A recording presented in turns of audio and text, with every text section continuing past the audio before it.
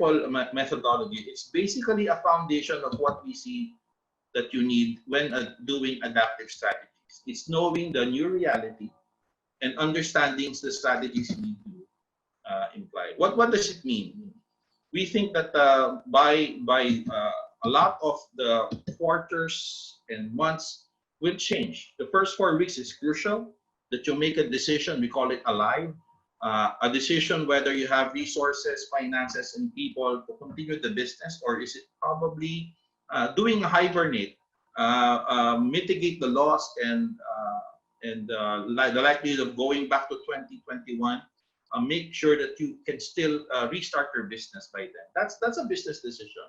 Perhaps by May or June, you would probably figured out how you would survive, meaning how you would continue on and operate. Maybe it's about keeping afloat or doing a lot of critical customers and partnership engagements so you can keep the flow of the supply chain, the services and materials and services to your customers. Toward the third and fourth quarter, things will get settled in terms of what really is the reality. And therefore, another strategy probably would kick in. It's about making sure that the understanding becomes more of a sustained one. Make it relevant. Know what are the support services that you can also jump into. What can you transform in your products and services? These things needs to be done in sequence. And finally, on the thrive, it's probably that point where there's a cure and there's now a new reality. Even if there's a cure, the habits of your customers, of your consumers have already changed. What do we mean by doing this as sort of a guidepost in terms of when do you do an iteration of review? For example, an alive strategy is where you typically recommended for establishments that were advised to close 100%, even during GCQ, right? So what do you do during these limitations? Can you actually wait for it so that you can survive the whole 18 months? Here's an interesting story. In Maldives, there's a lot of luxury resorts that were ordered to close, and some of the resorts, the luxury resorts, have opted to continue the business by changing the way they provide the service. So now they're providing a quarantine facility for those tourists that are left on the island. And a quarantine facility is simply a way to keep the tourists or the people there from contact from the outside and making that time span bearable. And so that's beginning to be something that you can shift to in an alive. But those are what businesses would say, let's continue and change the way we do things. But there will be some reality. Some businesses would say, let's stop for a while and let's also look at our employees when we do this, how to take care of them, our responsibilities.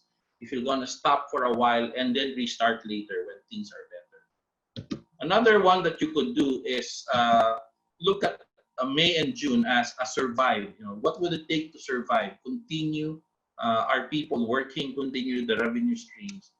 You have to be very, very agile in terms of what is now your demand. What are now your products and services you're going to offer?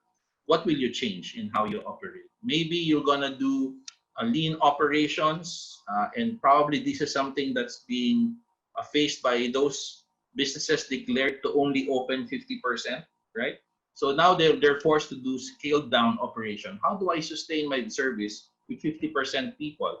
And now there's this opportunity where you can digitize, where you can automate, and apply all of those controls to those people who are left, okay, to go on site and work. So these are considerations when you are into this stage of survival. Another one is toward the third and fourth quarter, it's going to be strive. Now that you've figured out what works, now you're going to identify specific segments that have changed. And therefore, there will be things that might need you to do market study or pivot the business model or how you support business, and also the skills you need to support these businesses. So take a look at some of these considerations, like shifting in spend and time. During the strive, the third and fourth quarter phase, people's values in terms of what is important, what are really needed essentials like vitamins and medicines, PPEs, and home cleaning will become more or less known. What are the types that you need in terms of traveling, in terms of maintaining in the offices? Uh, all of these considerations must be now more stable, and therefore creating a plan would be come like a creating a more sustainable, putting in structures rather than having agile temporary setups. Then here's another part when we're talking about emerging world values. Okay, in the Thrive area where perhaps everything is more settled, perhaps we're beginning to see that a vaccine is there or a cure is there for the virus. People, consumers will emerge with a new set of values. They will not be the same people when this started. The way they look at things at home, what is essential, what is not for life, that will change. They'll probably understand that they can survive with a few things, or probably some are really essentials.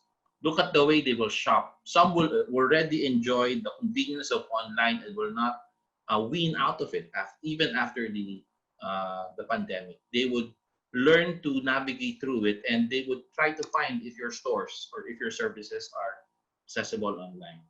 People are doing do-it-yourself activities at home. They're beginning to learn that they don't need services for fix-at-home chores. They can do it themselves. That changes the way services are done. But perhaps that would also mean more repairs, are being conducted at home by homeowners. So that would also take up some of the repair components. The way people look at income and the way they look at what is more important. They're more concerned about uncertainties in life, and they would probably think about getting better prepared for facing this because it has happened. A very quick way to look at it is that they would probably look at health, kalusugan, is something that has changed. The way they define kalinisan, the way they define kapamilya, meaning how they would like to congregate with friends, partners, and advisor, and how they would remember those even suppliers who have built relationships with them. Perhaps that is something that's very beginning to be important. The value of essential worker, that now that they will know sometimes work from home really doesn't work because the work needs to be done with people, and so people will begin to value co-workers, and that's something we call the values has changed.